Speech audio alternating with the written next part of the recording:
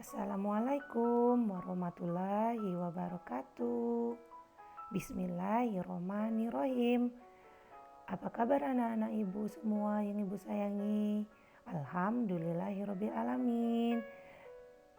Puji syukur kita kepada Allah Subhanahu wa taala, kita pada hari ini diberi rahmat dan karunia-Nya sehingga kita dapat melaksanakan pembelajaran daring, yaitu pelajaran pendidikan agama Islam dan budi pekerti. Di sini pelajaran agamanya bersama Ibu Dia Aprianti. Baiklah anak-anak ibu, pembelajaran 1 yaitu marilah belajar Quran surah Atin. Insya Allah anak-anak ibu sudah pernah mendengar surah Atin ataupun mungkin sudah pernah sekilas membacanya ya. Nah di sini KD-nya yaitu 4.1 membaca Quran surah Atin dengan fasih dan benar. Sama-sama ikuti cara membaca surah Atin dengan fasih dan benar ya nak ya. Kita awali dengan ta'awuz. A'udzubillahi minasyaitonirrajim. Bismillahirrahmanirrahim. Wattini wazzaitun wa turi sinin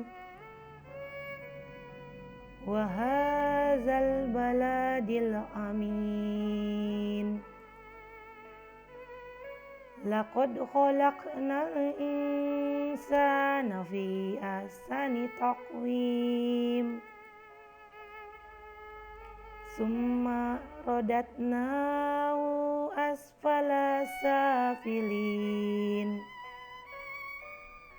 Ilal ladzina amanu wa amilus solihati falahum ajrun ghairu mamnun. Fama yukazzibuka ba'du biddin. Alaihissallahu bi'akamil hakimin.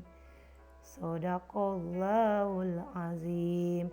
Ya, baik anak-anak ibu, terima kasih yang sudah mengikuti membaca surah Atin. Ibu harap kepada anak-anak ibu mengulang-ulang membaca surah Atinnya sampai fasih dan benar dan sesuai dengan hukum bacaan yang benar agar anak-anak ibu dapat menghafal surah Atinnya ya. Baik, ibu harap anak-anak ibu selalu mengulang-ulang membaca surah Atinnya dari ayat pertama sampai ayat terakhir ya, karena nanti akan ibu ambil nilainya membaca dan menghafal surah Atinnya dengan fasih dan benar. Nah, baik di sini sekilas ibu menjelaskan surah Atin. Nah, di sini huruf yang berwarna oranye ya, ini warna oranye. Nah, itu berhukum bacaan mat, dibaca 2 harokat ya. Nah, ini ada ya kasrah bertemu dengan ya sukun. Di sini di ayat pertama juga doma bertemu dengan waw sukun. Nah, di ayat ketiga juga seperti itu. Nah, di ayat keempat ini nun bertemu alif. Maaf ibu lupa untuk mewarna-orenkannya. Ini matobi'i alif ya nak ya. Nah, baik dilihat di sini ada warnanya berbeda. Nah, kalau huruf yang bertanda mat itu dibaca 2 harokat panjang ya nak ya. Nah, misalnya di ayat pertama wati, nah itu matobi'i ya, jadi kasrah ketemu dengan ya sukun dibaca 2 harokat ya. Oke, selanjutnya itu ada huruf yang berwarna kuning. Nah, huruf yang berwarna kuning itu berhukum bacaan qalqalah. Nah, qalqalah itu dibaca memantul. Nah, seperti di ayat keempat ini, laqad qad gitu ya. Jadi dibaca karena di sini ada huruf qalqalah danya itu dibaca memantul ya, karena huruf qalqalahnya di tengah. Ini namanya huruf qalqalah sugra ya, jadi memantul. Laqad sebelahnya holak gitu ya, tapi memantulnya agak tipis. Baik, selanjutnya ada huruf yang berwarna merah. Nah, huruf yang berwarna merah ini hukum bacaannya ikfa. Nah, dibaca menyamar ya nak ya. Nah, kenapa terus dibaca dengung? Kenapa dibaca dengung? Karena salah satu huruf nun sukun nun mati bertemu dengan salah satu huruf ikhfa yaitu huruf sin. Jadi dibaca dengung ya nak ya. Baik, selanjutnya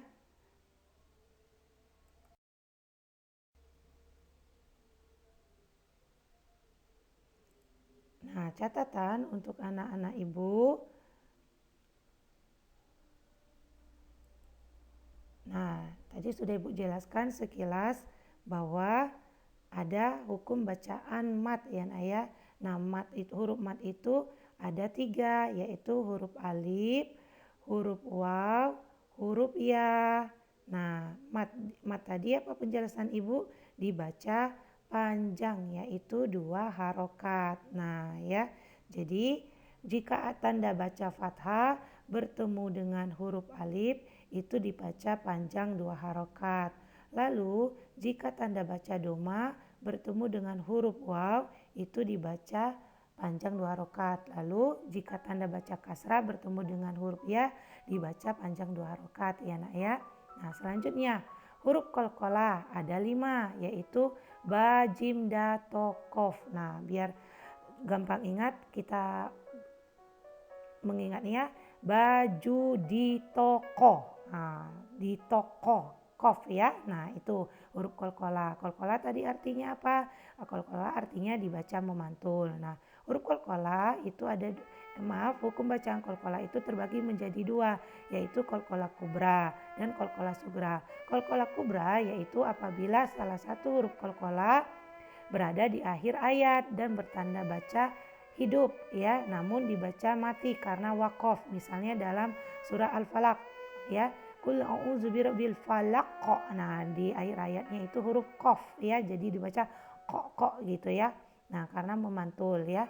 Terus selanjutnya huruf qalqalah sugra yaitu apabila huruf qalqalahnya berada di tengah ayat dan bertanda baca sukun. Nah, seperti tadi di ayat keempat pada surah Atin tadi ya, laqad. Nah, huruf danya bertanda baca sukun itu huruf qalqalah sugra ya nak ya.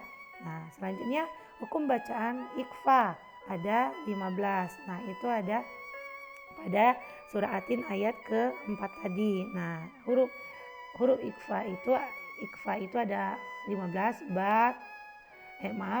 ta, to, jim, dal, za, zai, sin, shin, sod, dot, fa, kof, kaf ya. Nah, itu huruf ikhfa. Ikhfa artinya dibaca samar, tadi ya sudah ibu jelaskan. Namun dibaca dengung apabila nun mati bertemu dengan salah satu huruf ikhfa. Nah, baik, ibu harap kepada anak-anak ibu dapat membaca surah Atinnya dengan fasih dan benar sesuai dengan hukum bacaannya ya.